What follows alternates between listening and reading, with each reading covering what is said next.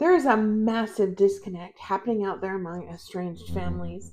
The internet loves to spew the narrative that estranged children just cut their parents off, walked away for no reason, or that this is some new trend designed to punish parents for not being perfect. That's not what's going on, my friend. The real crisis lies in the massive disconnect between the two sides. It's not just a misunderstanding that's going on here. It's not two people who just can't get along. These days, parents and adult children are operating from two completely different planets, likely in two different universes.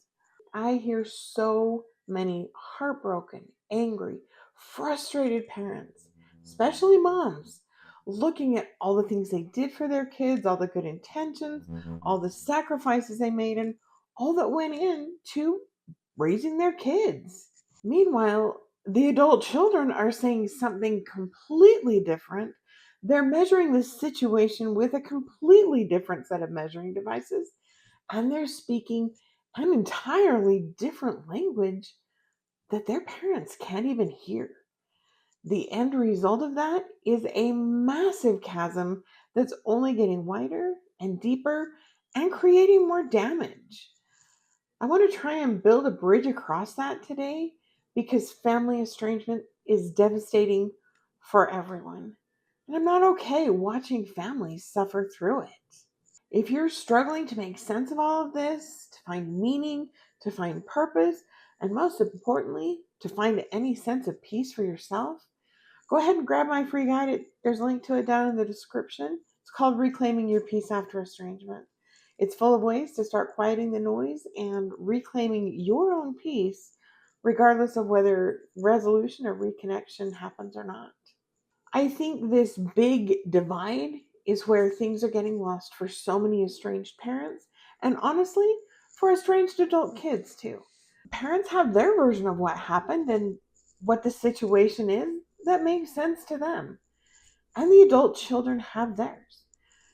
In both cases, both believe they're right, both believe they're justified, both are committed to their reasons, and I'm going to give you a little hint. Both sides are probably right in some ways. But what's missing is the fact that it's a relationship between these two people that has failed. It's not about love. It's not about sacrifices or intention. In most cases, even if one side might say otherwise, it's not about the past. I'm going to address that bold statement in greater detail in a bit. But the big problem is when they try to talk about it, that divide is so big and so wide and so huge and so scary, we end up just throwing rocks at each other from across the divide.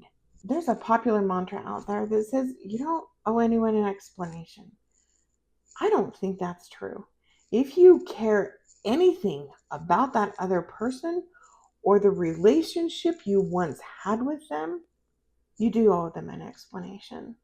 Walking away without closure, without an explanation, without a goodbye, without anything, that's stonewalling, and that's a silent treatment.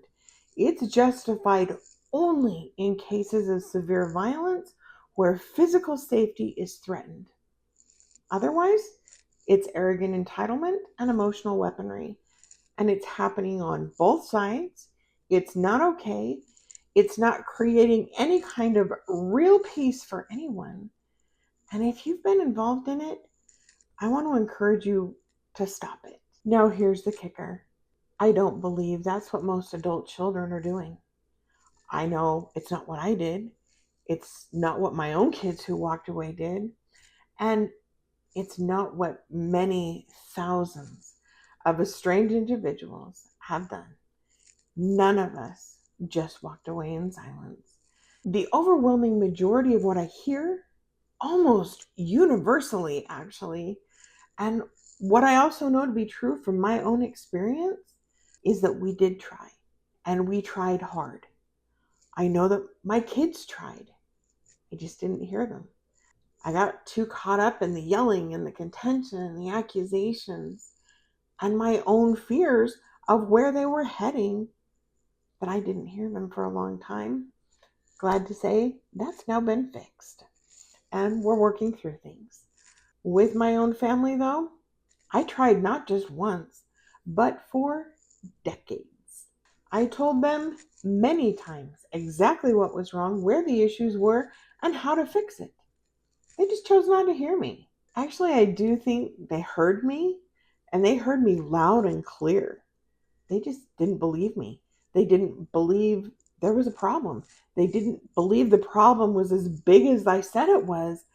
And they chose to be right about their perspective and their actions related to it, even though I told them many times that it was harmful and unsafe for my family. Unfortunately, when the situation became too big, too stressful, too painful, too dangerous, and too exhausting to keep spinning in the same circles, we broke.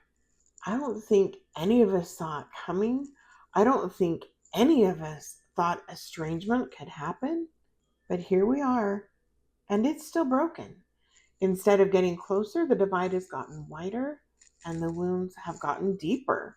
The message that they sent to me was that their perspective, their choices, and their need to be right were more important than anything that I had to say. They were more important than the discomfort that might come from hearing it. They were more important than I was, than my family was, and than our relationship was. And sadly, the same thing happened with my husband's family. And that's where the real divide is. It's not in what happened, it's not in the details or the evidence or anything like that. It's that the relationship broke. And not everybody knows how or is willing to fix it. I think the biggest thing that gets missed in all of this that is not getting talked about nearly enough is that estrangement is not about the past. It's about the present. Your good intentions, all you did, all you gave them, all those things that you thought were sweet acts of service and love, they may have been perceived and received very differently by your adult child. They didn't see them as you intended. They didn't see them as helpful. They didn't see them as loving and sweet, but rather they saw them as something else. And the distance that's there now is because those same things are likely still happening. Estrangement is really about the shattered relationship that exists in this moment. It's the disrespect, the angry words, the manipulation, the twisted narratives, the constant contention, the not being heard or validated, the crazy talk that comes out. I've got a newsflash for you regarding that. You don't have to agree with someone to hear them or to validate them. You can still love them. You can still have a relationship with them. You can still want them in your life. And you can still allow them to have their own perspectives and experiences while you do it. But you do have to be willing to cross the divide long enough and far enough in order to be able to hear them and in order for you to be able to hear each other. If the past really is still being brought up by one side or the other in a legitimate way, it's because whatever happened created wounds back then that have never healed, that have never been addressed, and that haven't been taken care of in the present moment. Honestly, I don't think for a lot of us it's actually about what happened back then. That's over, it's done. None of us can change it. It's about what's happened since then in relation to it. It's about how whatever happened is being treated and regarded now. And it's how the person that went through that is being treated because they still need closure or resolution. This is true regardless of which side you're on. I've heard kids coming back at their parents and expecting an apology for them doing their job as a parent in that time and season when they were still minors. They just didn't like it. They didn't think it was fair. They didn't understand it. And They want an apology for their parents being parents. That is never going to work for either of you. On the flip side, I've also heard parents repeatedly going back and pecking at the past. It's not the adult kids that are doing it, it's the parents. They're the ones constantly dragging it back there. They're the ones poking at the hornet's nest of trauma. They're the ones trying to create a different story about it, often to avoid dealing with the heavier, deeper emotional fallout and relationship loss that's happening in the present moment. Either way, those situations are not going to work because estrangement is a present time, here and now problem. And it's not going to be fixed unless we're willing to see it as that. We're willing to set whatever happened in the past aside, to set aside those wounds and things that make us really defensive, and we're willing to walk across that divide to the other person. And if the other side won't let you do that yet, all you can do is clean up what's on your side so you can be ready when and if they ever do. This is something I do want moms to hear, though. All those things that you did do, that you got right, and that you sacrificed, they didn't go unnoticed. In many cases, they have been seen. They have been appreciated. They have been noticed. But estrangement doesn't have to do with those things. They don't make up for the emotional disconnect and the broken relationship that's resulted in the lack of emotional connection. This business of estrangement is horrible. There's no way to pretty it up or make it good. It forever changes not just the two people involved in it, but generations of families. It doesn't have to stay that way, though. And it's something that you get to choose.